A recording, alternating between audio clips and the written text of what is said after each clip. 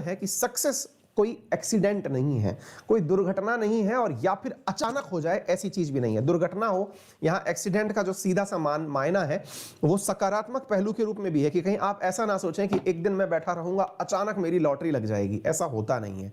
Lottery लगने के लिए भी लॉटरी टिकट्स लगातार खरीदने पड़ते रहते हैं, है ना। It's hard work, perseverance, learning, studying, sacrifice and most of all love of what you are doing, learning to do. Pele एक महान फुटबॉलर हुए, उनका कहना है। देखिए, मैं कई बार आप लोगों को बोल चुका हूं, हालांकि पेले की तरह हम महान तो नहीं हैं, लेकिन हाँ जरूर कि आपका प्यार प्राप्त है तो आपके शिक्षक, आपके बड़े भाई जरूर हैं।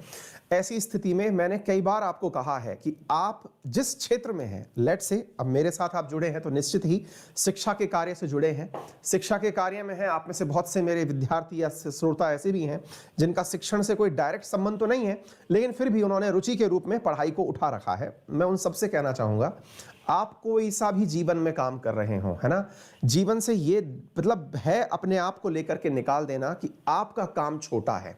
मतलब मार्क माय वर्ड कि आपका कोई सा काम छोटा नहीं है। आप अगर पान की दुकान लगाते हैं, आप ट्रक चलाते हैं, आप टैक्सी चलाते हैं, आप जो भी जीवन में काम करते हैं, आपके पास एन नंबर ऑफ स्टोरीज हैं जो कि मतलब पान की दुकान चलाने से अरबपति बनने तक की कहानियां भारत में, इसी स्वतंत्र भारत में विद्यमान हैं। आप जितने भी पान के ये गुटके वाले ये जो बड़े ब्रांड उठ के देखते हैं ना, ये चाहे हमारे ये पान बहार उठा हुआ हो, चाहे रजनीगंधा उठा हुआ हो, चाहे जयंती, चाहे मामा, चाहे मिराज, जो भी उठे हुए हों, ये सारे के सारे वो ब्रांड्स हैं जिन्होंने कभी वाकई में पान की दुकान लगाई है। समझ रहे हैं आप? और आज ये इतने बड़े करोड़पति हो गए हैं, है ना। मैं क्या बोल रहा हूं, मैंने कहा आप बस के ड्राइवर कंडक्टर बने। रजनीकांत कंडक्टर का काम किया करता था, आज आप देख लीजिए कि उनको मतलब एक क्षेत्र के अंदर तो भगवान तुल्य माना जाता है। आप सोच के देखिए कि जीवन में आप जो भी काम कर रहे हैं वो कभी छोटा नहीं है, इसको पहले विचार में लेके आइए।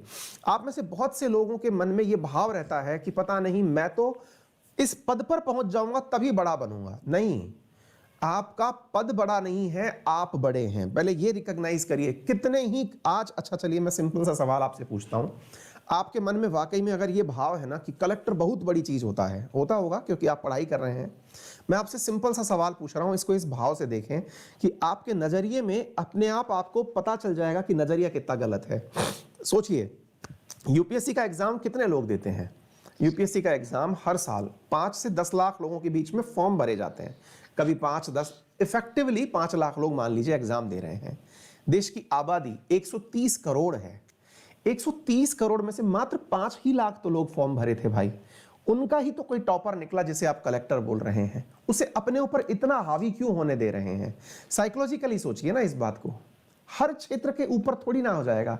ऐसे ही डॉक्टर्स हैं, देश में इंजीनियर्स हैं, देश में आर्किटेक्ट्स हैं, देश में बहुत अच्छे डिजाइनर्स हैं, देश में बहुत अच्छे शॉपिंग कॉम्प्लेक्सेस हैं, वो सब अपने अपने क्षेत्र के महान हैं। और उन्होंने अपनी क्षेत्र की महानता प्राप्त कहां से की है? उन्होंने अपने कार्य को इज्जत देके की है। आप विद्यार्थी जीवन में हैं, इसलिए आपके लिए कलेक्टर बनना एक ड्रीम होना चाहिए कि हाँ भाई मैं पढ़ाई कर रहा हूं, मेरा टॉप यहां तक है, यानी कि जब मैं पढ़ूं तो इस लेवल का पढ़ूं कि मैं यहां तक पहुंच जाऊं, है ना।